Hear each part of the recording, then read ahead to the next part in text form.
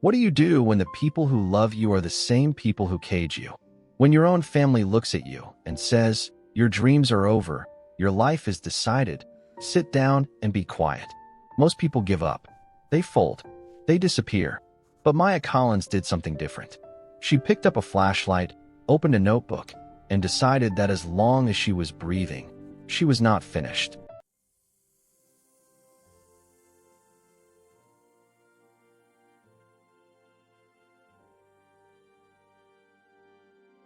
In a small town in rural Tennessee, nestled between rolling green hills and old oak trees, lived a girl named Maya Collins.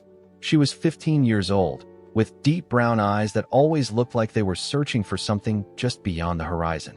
Every morning, before the sun had fully risen over the hills, Maya would walk 3 miles down a gravel road to get to Ridgeview Middle School. Her sneakers were worn thin at the toes. Her backpack was patched with duct tape. But her notebook, her precious blue notebook, was always spotless, filled with neat handwriting and careful equations. Maya loved two things above everything else: mathematics and writing. She would solve algebra problems in the margins of her lunch bag.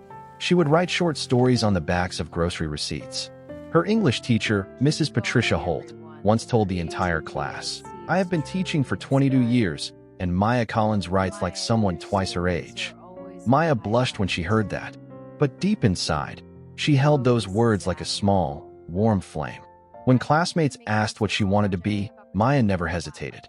"I want to be a writer," she said, "and a teacher. I want to come back to this town one day and show every kid here that where you start does not decide where you finish." She was the brightest student in her grade. Everyone knew it. Her future felt wide open, like that Tennessee sky on a clear summer morning. Then one Thursday evening in October, Maya came home to find her mother, Linda Collins, sitting at the kitchen table with her hands folded tightly together. The look on her face made Maya's stomach drop. "Sit down, sweetheart," Linda said softly. Maya sat. "Your father lost his job at the factory last week. The bills are piling up. Your Aunt Carol says her son Tyler is a good young man. He has a steady income working at a logistics company in Memphis. His family has been asking about you." Maya stared at her mother.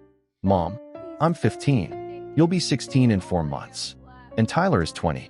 His family is kind. You would be taken care of. But my exams, the state scholarship test, is next month. If I pass, I could get into the advanced program. I could." "Maya," her mother's voice cracked, "I don't have a choice. We don't have the money to keep the lights on. Tyler's family offered to help us. Please try to understand." That night, Maya lay in her bed and stared at the ceiling. She did not cry right away. She just lay there. And then slowly, quietly, the tears came, long and silent, soaking into her pillow. She reached under her mattress and pulled out her blue notebook. She opened it to a blank page and wrote just one sentence: "I am not done yet." Then she closed it and put it away. The wedding was small and quiet. Maya wore a white dress that belonged to her aunt. She smiled in all the photographs because she did not want her mother to cry more than she already had. She moved into Tyler's family home in Memphis. The house was larger than anything she had grown up in. Tyler was polite and not unkind. But his mother, Donna Garrett, was a practical woman who believed a wife's place was entirely in the home. "You won't need school here," Donna told her in the very first week. "Tyler provides. You cook, you keep the house, you learn how things work around here. That is enough." Maya nodded. She learned to cook. She kept the house spotless. She woke at 6 every morning, cleaned, cooked breakfast, did laundry, cooked lunch, cleaned again, cooked dinner. The days blurred together. The weeks felt like one long, heavy gray cloud. But every night, when Tyler was asleep and the house was dark and completely still, Maya would creep to the corner of the small utility room, sit down on the cold floor, click on a flashlight, and open her blue notebook. She copied math problems from an old textbook she had found at a garage sale for 50 cents. She practiced grammar exercises by memory. She wrote stories about places she had never been: New York City, Paris, the mountains of Colorado.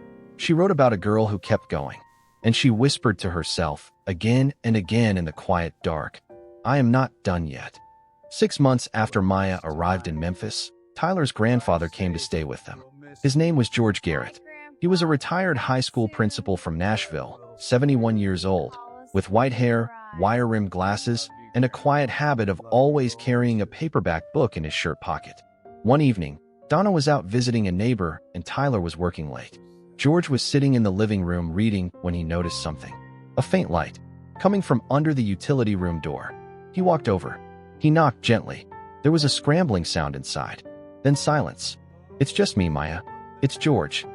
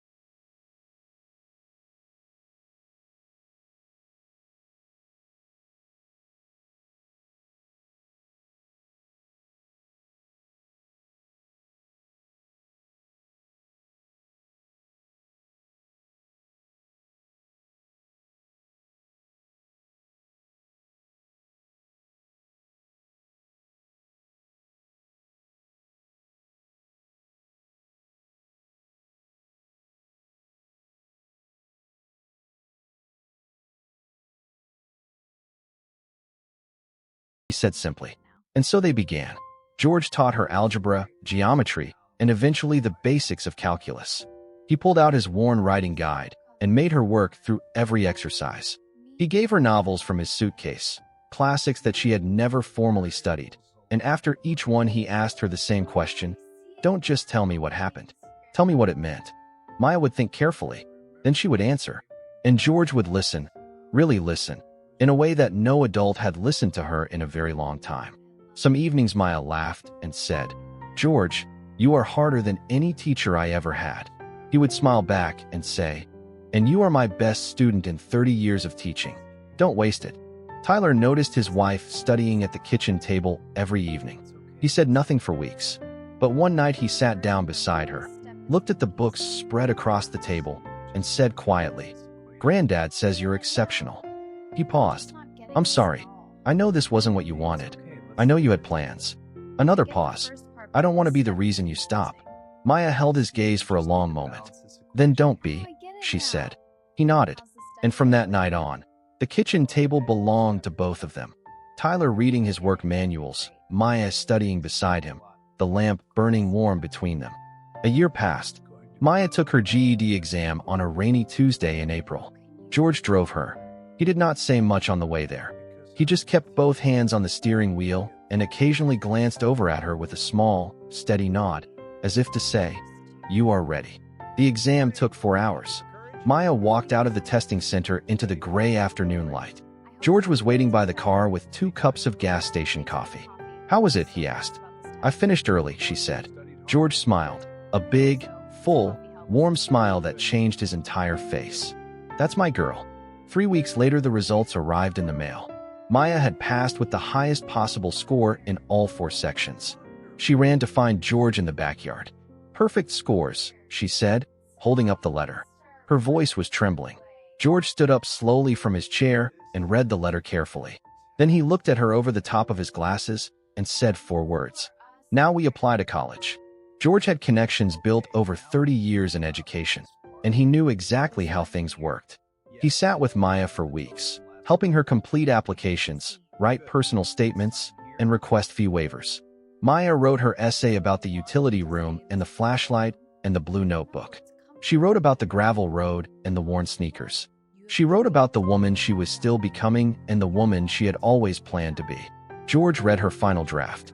When he finished, he put it down on the table, took off his glasses, and pressed his fingers to his eyes. "Did I do something wrong?" Maya asked, alarmed. "No," he said, his voice thick. "You did everything right." 4 months later, on a cold February morning, a letter arrived from the University of Tennessee. Maya stood in the kitchen holding it. Her hands were shaking. Donna stood in the doorway with her arms folded. Tyler stood just behind Maya. How? She opened This it. changes Full academic everything. scholarship. For years. Starting fall semester. The room went completely quiet. Then Tyler placed his hand gently on her shoulder and said, "You did it." Donna stood very still for a long moment. Then she walked forward slowly and said something that no one in that room had expected to hear. "Go," she said quietly. "Don't waste it." Maya enrolled in the fall. She was 17 years old, the youngest student in her English literature program, and she arrived on campus with one rolling suitcase, her patched backpack, and a brand new blue notebook. The first weeks were hard. Other students had laptops and matching dorm supplies and parents who helped them move in. Maya had George, who drove her in his old Buick and carried her suitcase up 3 flights of stairs without a single complaint. At the door of her dorm room, he handed her a book. It was his personal copy of a writing guide, worn and soft from years of use. She opened the front cover. In careful, old-fashioned handwriting it said, "For Maya Collins, the best student I ever had." She hugged him for a long time. "Go learn everything," he said into her shoulder. And she did. Maya threw herself into her studies with a hunger that surprised her professors. She was in the library before it opened and after it closed. She wrote papers that professors passed around in faculty meetings. She tutored other students in mathematics, the subject she had taught herself on a utility room floor by flashlight. By her second year, she had been invited to become a teaching assistant for the freshman writing course. The day she walked into that classroom for the very first time, standing at the front, a room full of students looking up at her, she felt something click into place deep inside her chest. This was what she was made.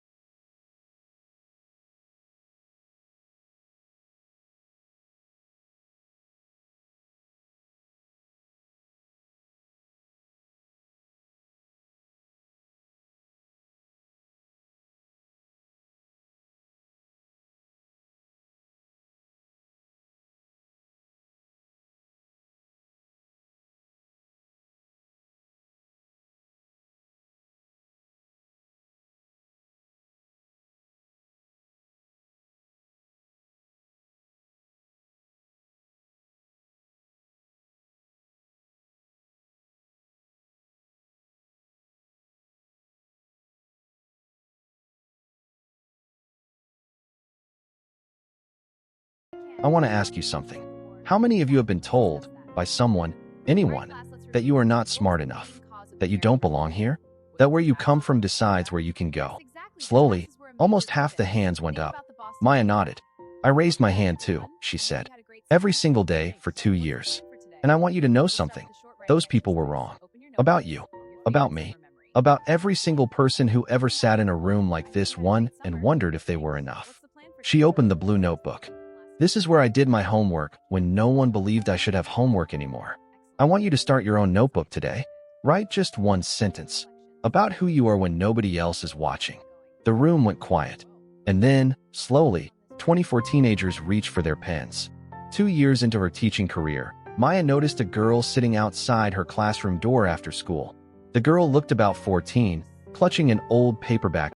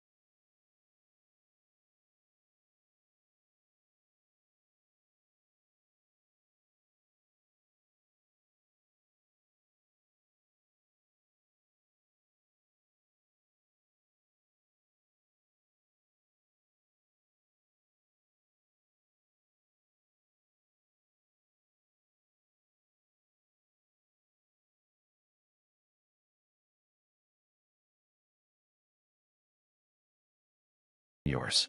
You come here. Every day, you learn. And then one day you show them. Not with words, but with your life. Sophia wiped her eyes and nodded. That summer, George's health began to decline. He moved into a care facility in Nashville, and Maya drove 3 hours every single weekend to visit him. She would sit by his bed and read to him from whatever book she was teaching that semester. Sometimes he would comment. Sometimes he would just close his eyes and listen, a small smile resting on his face. One afternoon, she read him a passage from a student's essay, a girl who had written beautifully about her grandmother. George opened his eyes and asked, "Who wrote that?" "One of my students," Maya said. "Sophia Rivera." George smiled slowly. "She's going to be fine." "She is," Maya said. "And you," he said quietly. "You were always going to be fine. I just held the flashlight." Maya laughed, a real laugh, the kind that fills an entire room and spills out into the hallway. "You held it for a long time, George." "That's what teachers do," he said. George passed away quietly that October. Half the town of Ridgeview came to his memorial service. Maya stood at the front and spoke about utility rooms and flashlights and kitchen tables. She talked about the power of one single person who simply refuses to stop believing in you. After the service, she placed her original blue notebook in his casket. She had a new one now. She always would. Today, if you walk into room 14 at Ridgeview High School, the first thing you notice is the wall. It is covered from floor to ceiling in blue notebooks, donated by former students over 10 years, each one labeled with a name and a year. Some are worn and faded. Some are almost new. They represent hundreds of students who sat in Maya Collins' class and were told, "Your dream is welcome here." Underneath the wall, there is a small wooden sign. It reads, "For George Garrett, who held the flashlight." And in the corner of the room, there is always a single empty chair. It is never moved. When students ask about it, Maya just smiles and says, "That seat belongs to anyone who was ever told they couldn't. Sit there on your hardest days. And remember, someone believed in you before you believed in yourself. Now it's your turn to keep going." And that, my friends, is the story of Maya Collins. A girl who was told her learning days were over. A girl who did her homework by flashlight in a utility room at midnight.